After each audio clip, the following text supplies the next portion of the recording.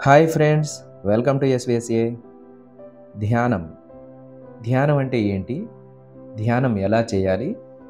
ధ్యానం వలన కలిగే లాభాల గురించి ఈ వీడియోలో మనం తెలుసుకోబోతున్నాం.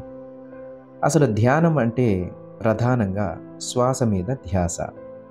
పతంజలి మహర్షి చెప్పినట్టుగా నిర్విషయం మనః ధ్యానః అంటే మనసులో ఏ విధమైన ఆలోచనలు లేని స్థితిని ధ్యాన స్థితి అంటారు. అయితే ఈ ఆలోచన రహిత స్థితిని శ్వాస మీద ధ్యాస ద్వారా మనం పొందవచ్చు. ధ్యానం చేసే విధానం: సుఖాసనంలో హాయిగా కూర్చొని చేతులు రెండు కలిపి కళ్ళు మూసుకొని సహజంగా జరిగే ఉచ్ఛ్వాస నిశ్వాసలను గమనిస్తూ మధ్య మధ్యలో వచ్చే ఆలోచనలను కట్ చేస్తూ మళ్ళీ శ్వాస మీదకే ధ్యాసను మరల్చుతూ ఉంటే క్రమక్రమంగా మనసు శూన్యమవుతుంది. ఇదే ధ్యాన స్థితి. ఎవరి వయస్సు ఎంత ఉంటుందో కనీసం అన్ని నిమిషాలు రోజుకి 2 సార్లు తప్పనిసరిగా ఈ ధ్యానం చేయాలి. ధ్యానం చేసే ప్రదేశం ప్రశాంతంగా, ఏ విధమైన బాహ్య శబ్దాలు లేకుండా తక్కువ కాంతితో ఉండేటట్లుగా చూసుకోవాలి. ధ్యానం వలన కలిగే లాభాలు: ధ్యానం తాలూకు ఫలితాలు మీ ఆలోచనల్లో కనిపిస్తాయి.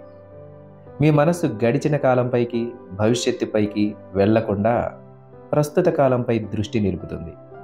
దానివల్ల మంచి ఫలితాలు లభిస్తాయి. శ్వాస మీద ధ్యాస ఉంచినప్పుడు చిత్తవృత్తి నిరోధం జరిగి మనస్సు ఖాళీ అయి మనోప్రశాంతత చేకూరుతుంది. ఒత్తిడి తగ్గుతుంది. భావోద్వేగాలపై నియంత్రణ వస్తుంది. సంతోషాన్ని అందరూ వ్యక్తపరుస్తారు. కోపం, బాధ, విషాదం వంటి భావోద్వేగాలను వ్యక్తపరిచే సమయంలో కూడా నియంత్రణ ఉండాలంటే ధ్యానంతోనే సాధ్యమవుతుంది. సరైన నిర్ణయాలు తీసుకునే సామర్థ్యం వస్తుంది.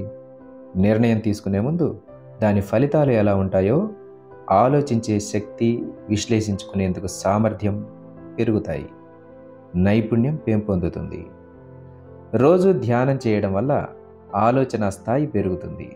నిర్ణయాలు తీసుకోవడంలో మరింత సమర్థవంతంగా పనిచేస్తారు. అవగాహన శక్తి పెరుగుతుంది.